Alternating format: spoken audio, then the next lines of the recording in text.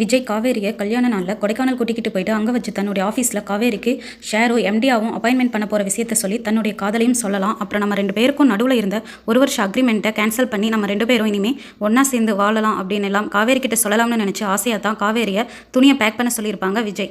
ஆனால் அதுக்குள்ளே யமுனாவுக்கு காவேரி விஜய் அக்ரிமெண்ட் விஷயம் தெரிஞ்சு அவங்க வீட்டில் சொல்லி எல்லாரும் விஜயோட வீட்டுக்கு வந்து பிரச்சனை பண்ணி காவேரியை விஜய் கிட்ட இருந்து பிரித்து கூட்டிக்கிட்டு அவங்க வீட்டுக்கு போயிடுறாங்க.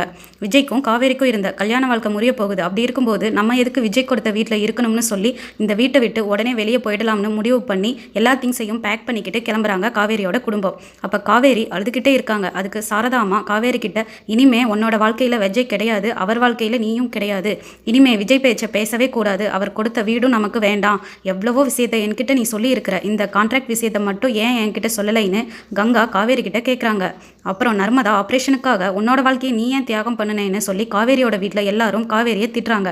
நடந்த பிரச்சனை எல்லாம் விஜயோட பாட்டிக்கு தெரியாது. அவங்களுக்கு தெரிஞ்சதுக்கப்புறம் எதுக்கு நீ இப்படி பண்ணின விஜய் அப்படின்னு சொல்லி கேட்குறாங்க. உன் மேலே தான் தப்பு விஜய், நீ இப்படி பண்ணியே இருக்கக்கூடாதுன்னு சொல்லி விஜய் அவங்க பாட்டி திட்டுறாங்க.